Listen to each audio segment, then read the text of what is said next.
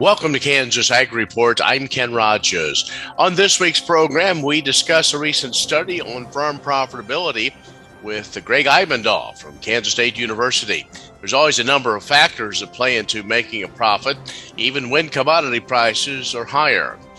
We'll also have features from the Kansas Soybean Commission, Kansas Department of Agriculture, and Kansas Grain Sorghum, and our weekly update from the Kansas Livestock Association and market information from Pinion, a division of K-Coe Isom.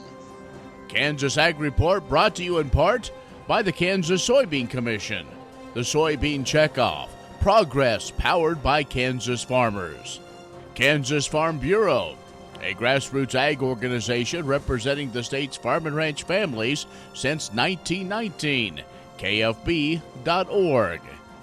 And the Kansas Wheat Commission, lending in the adoption of profitable innovations from wheat, online at kswheat.com.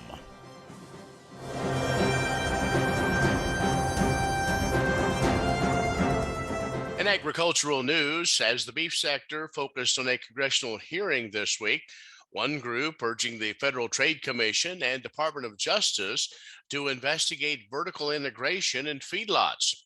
RCAF has announced a formal comment that they submitted to the Federal Register on the issue.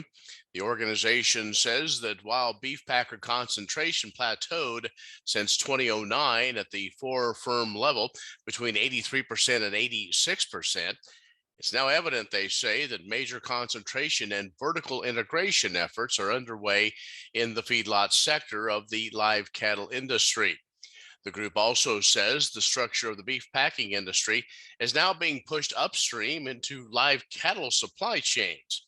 In its comments, the groups urged the agencies to investigate to determine the degree of buying power of the concentrated beef packers exercised over those feedlots, in particular, the largest 77 feedlots.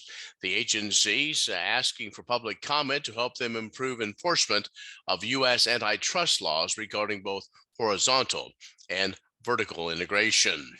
Kansas Farmers Union announcing that Nick Lewandowski has been selected to fill the position of their executive director. The Kansas Farmers Union Board of Directors made that.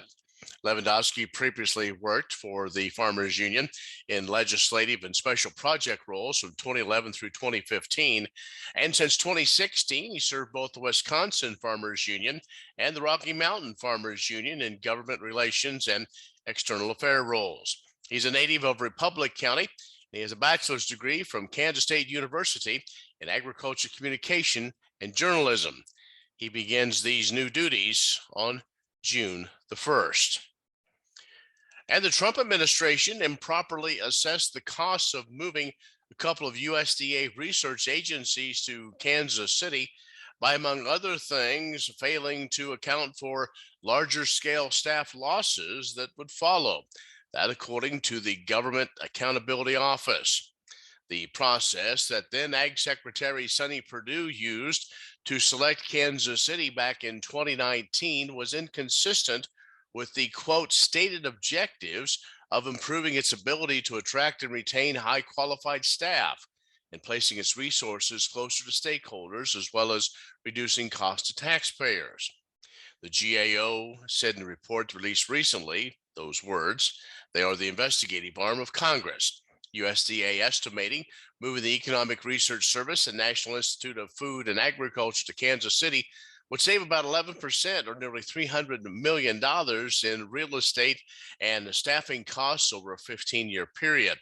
Now, during that selection process, USDA prioritized areas with lower costs of living and sufficient commercial real estate, but then failed to account for such issues as the cost of hiring, then training all those new employees, and the reduced productivity that resulted from losing all that experience, then also the loss of institutional knowledge. K-State's Greg Ibendahl when we return.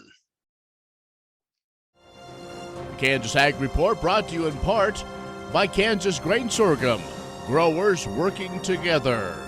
Learn more at ksgrainsorghum.org. Grass and Grain, online or in the mail, keeping Kansas farmers informed for over 60 years. Grassandgrain.com. Grain sorghum is one of the most important cereal crops worldwide, and Kansas leads the nation in its production. Over the years, sorghum has been either exported, used in animal feed domestically, or for other industrial uses. Recently, its use in the ethanol market has seen tremendous growth, with 30% of domestic sorghum typically going to ethanol production.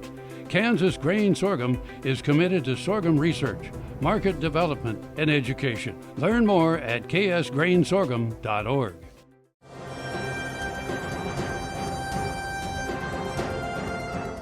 And joining us now is Dr. Greg Ibendahl, who is a K-State farm management economist. Hi, Greg. Hello. We appreciate you joining us. Wanted to have you on to talk about kind of an analysis that you and the team there of farm management economists did on looking at farm income. And sounds like you found some interesting data, some interesting outcomes. Yeah, one of the things I was always curious about every time we get our results back at the end of the year and look at, how many farmers actually make money versus lose money, there's always a percent of farmers who lose money, even in the really good years, like the last year has been pretty good. We'll always see 10% of our farms that are losing money. And in some years, like 2015, that was pretty bad, up to 40% of our farms lose money. So I was wondering, is that the same set of farms every year?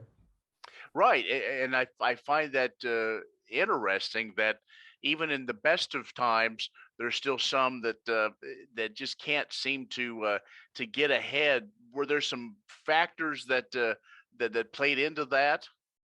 Well, there is, farming, you're certainly kind of at the mercy of the weather and also the market. So, just the fact that, maybe the rest of the state got rain and you just happen to be in the corner of the state that didn't. So weather affects profitability to a great degree, and the same thing with prices. So, even the best marketers aren't always going to make the right decision about when to market grain. So those two factors together make farming a very risky occupation and can lead to some big swings in net farm income. Well, obviously the weather and the uncertainty of the markets, but there are some opportunities. So now this data that you analyzed came from those that are members of the CAMA, correct? Yes, these are all farms that have been in our Kansas Farm Management Program. We've been doing this program and have computerized records going back to the mid-'70s. But to make sure I had a consistent set of farms, I basically just looked at farms that had been there for the last 10 years. All right. And so with that, what kind of same size operation and so on, all those different things that you can gain a number of data points from? Yeah, so we have pretty good data. We have specialized economists who work with these folks, so the data we get is really good and should be pretty accurate. And we do things on an accrual basis, so it's just not the fact that we're looking at when you bought and sold different products to affect income. It's actually looking at true net farm income from year to year. We're talking with Dr. Greg Ibendahl, who is with K-State. He is one of the farm management economists, and he and his team did a analysis of farm income and in the good years and the bad years, and why some farms make money seemingly every year and others can't make money any year. So we'll have more when we come back in just a moment. The Kansas Wheat Innovation Center in Manhattan is rediscovering ways to get improved varieties and new genetics in the hands of farmers faster. Grower-led and checkoff-funded research initiatives are bringing about positive change. This grassroots leadership provides a strong voice in Topeka and Washington, D.C. Now is the time to partner with Kansas Wheat in moving wheat forward. Kansas Wheat Commission and Kansas Association of Wheat Growers. Farmers investing in their future and yours. Log on to rediscoverwheat.org. What if U.S. soybean meal were more than a commodity? If seed companies and the soybean checkoff built a better variety? That future is here. The time is now. To meet end-user demands, the soybean checkoff is investing in the compositional quality of soybeans, including meal. A message from the Kansas Soybean Commission, the soybean checkoff, progress powered by Kansas farmers. Next time you see a beautiful field of corn, reach out and thank the farmers who work tirelessly to raise corn for livestock feed, renewable fuels, and exports to feed a growing world population. The farmers on the Kansas Corn Commission work for Kansas Corn with grower-funded checkoff dollars that support foreign and domestic market development, research, promotion, and education to expand opportunities for Kansas farmers. To learn more, visit kscorn.com.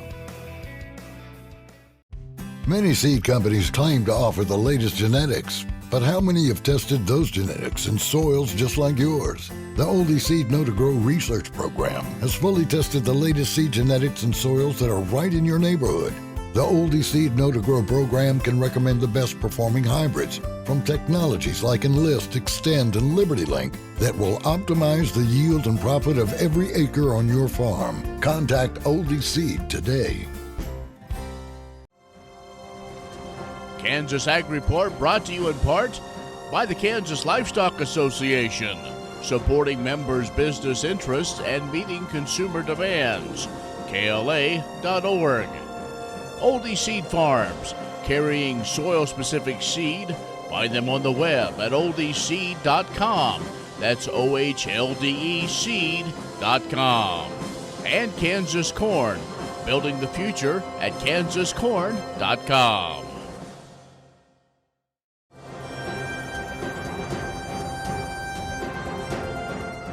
And our guest is Dr. Greg Ibendahl from K-State, and talking about analysis done on farm income. And Dr. Ibendahl went to the break. Obviously, this is over a 10-year period, and so I guess if a farm doesn't make money for 10 years in a row, they probably won't be in business, but still something that the number of factors, there aren't maybe one or two things that always play into this.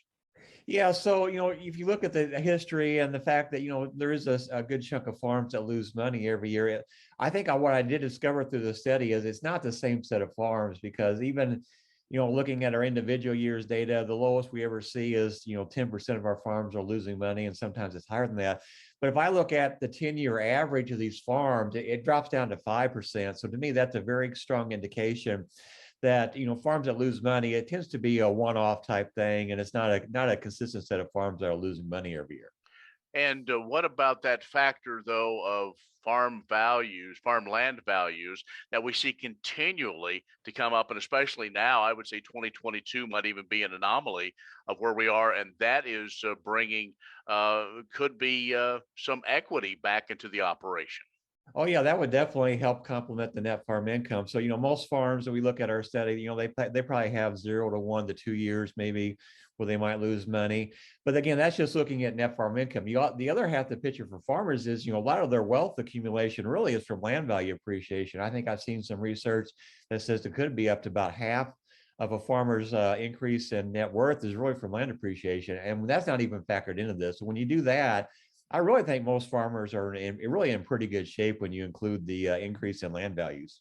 When you look back over the 10 years, there's several storylines. There were several years where the federal government was pretty heavily involved in payments.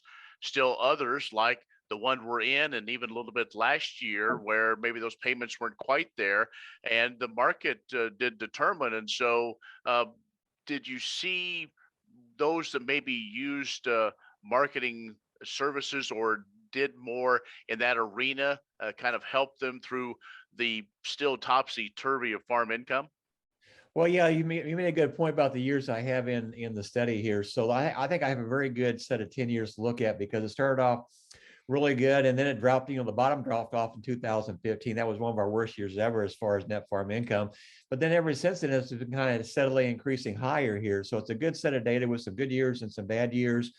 The thing you mentioned about what may be contributing to that, that's actually another research project I'm working on right now, is looking at some of those factors that make one farm may be better than another farm when you look at average net farm income. So I would stay tuned for that to come out here probably this summer. Okay, Dr. Ibendahl, folks want to learn more and maybe read this analysis that you have done. How can they do that? Well, it would be an ag manager. Most of these studies I do are posted there. So just go there and you can read all about this study with a lot more detail. Well, Dr. Ibendahl, as always, great to catch up with you. Thanks. All right. Thank you. Dr. Greg Ibendahl, a K-State economist working in farm management, has joined us. Stay with us. We'll have more in just a moment. What if sustainability were synonymous with U.S. soy? If energy efficiency, water quality, and soil health help define U.S. soy's value, that future is here, the time is now. To meet end-user demands, the Soybean Checkoff is committing to sustainability that's achievable, worthwhile, and enduring. A message from the Kansas Soybean Commission, the Soybean Checkoff, progress powered by Kansas farmers.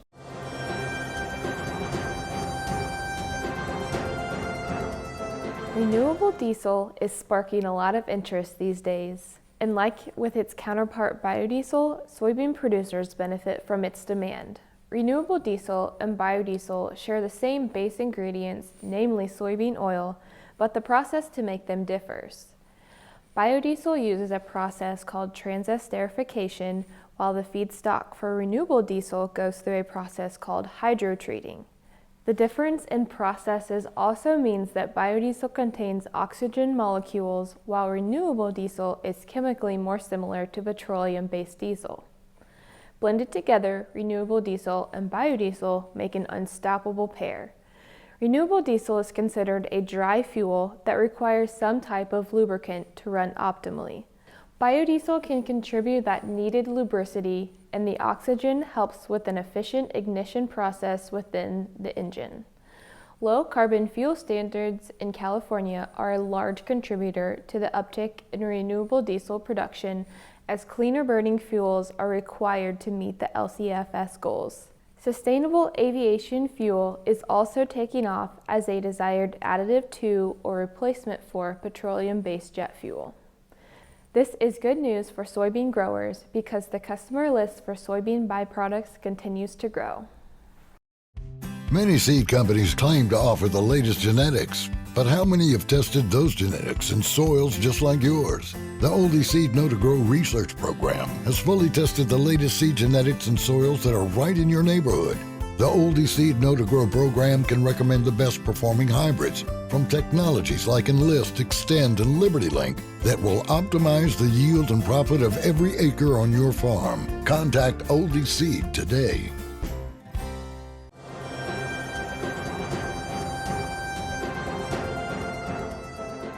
One of the critical ways the Kansas Department of Agriculture serves the state of Kansas is to protect animal health, a role that is filled by our Division of Animal Health. This team of veterinarians and other professionals works to eradicate infectious and contagious animal diseases throughout the state. They inspect feedlots and livestock markets and conduct disease tracebacks. And they maintain records on cat foot vaccinations, herd records, and import and export requirements.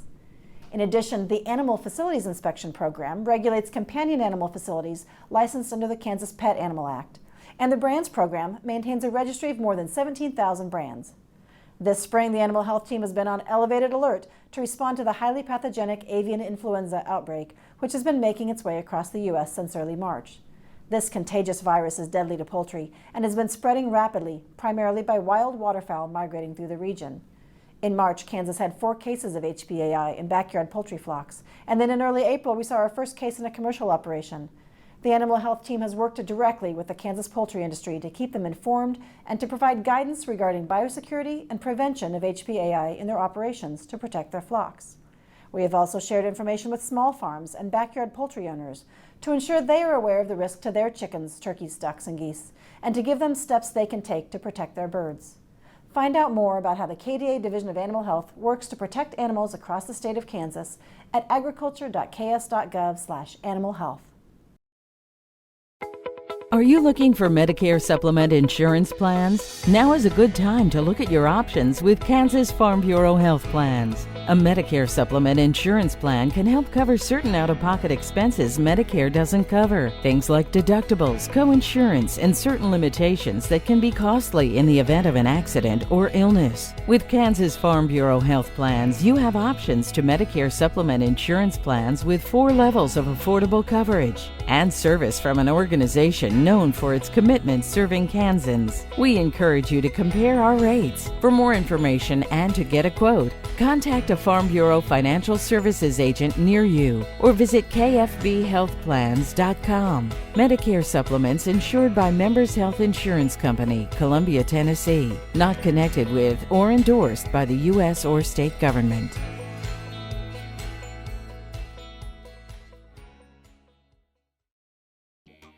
The Kansas Wheat Innovation Center in Manhattan is rediscovering ways to get improved varieties and new genetics in the hands of farmers faster. Grower-led and checkoff-funded research initiatives are bringing about positive change. This grassroots leadership provides a strong voice in Topeka and Washington, D.C. Now is the time to partner with Kansas Wheat in moving wheat forward. Kansas Wheat Commission and Kansas Association of Wheat Growers.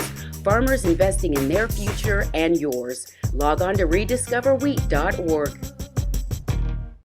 Many seed companies claim to offer the latest genetics, but how many have tested those genetics in soils just like yours? The Oldie Seed Know to Grow research program has fully tested the latest seed genetics in soils that are right in your neighborhood.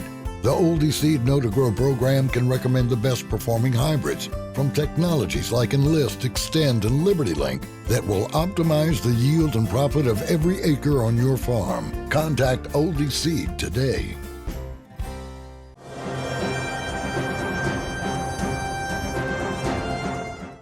The National Cattlemen's Beef Association, along with several state affiliates, including the Kansas Livestock Association, has submitted an amicus brief to the U.S. Supreme Court urging them to adopt a limited clear waters of the U.S. definition that provides long overdue certainty for cattle producers. The brief was submitted because the Supreme Court is hearing a case that challenges the authority of the Environmental Protection Agency under the Clean Water Act.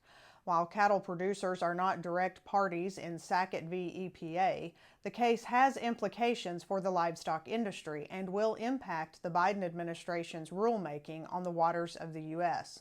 In January, NCBA endorsed a report from the Environmental Protection Agency's Farm, Ranch, and Rural Communities Advisory Committee that recommended developing a clear definition of waters of the U.S., maintaining exemptions to common agricultural features, and reconsidering the Environmental Protection Agency Waters of the U.S. Roundtable process.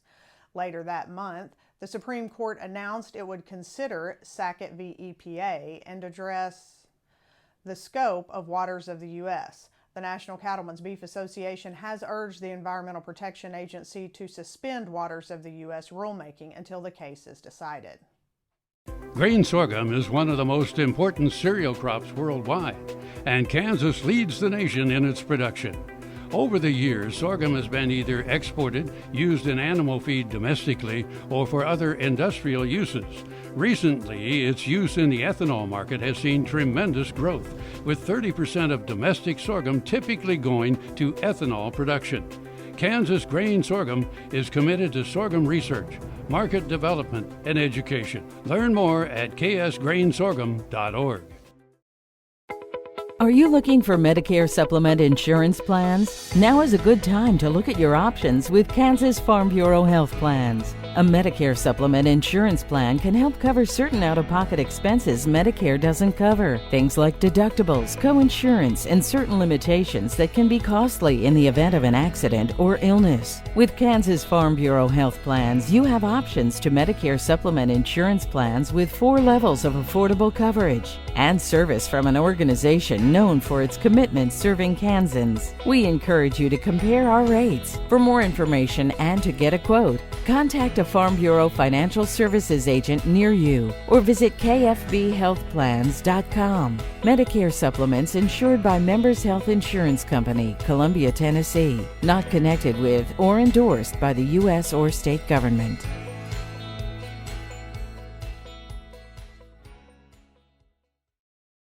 Premier Farm and Home has what you need to make your lawn the best in the neighborhood. Hi, I'm Ken. We choose Premier Farm and Home for the professional look that we do ourselves. Feel free to stop in. You can also visit our website at heycow.com.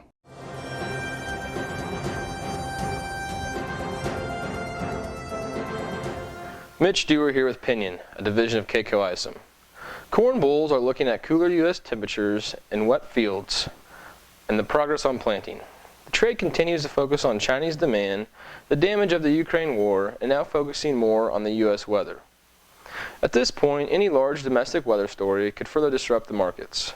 The next 60 days will be crucial, and the markets will continue to be very volatile.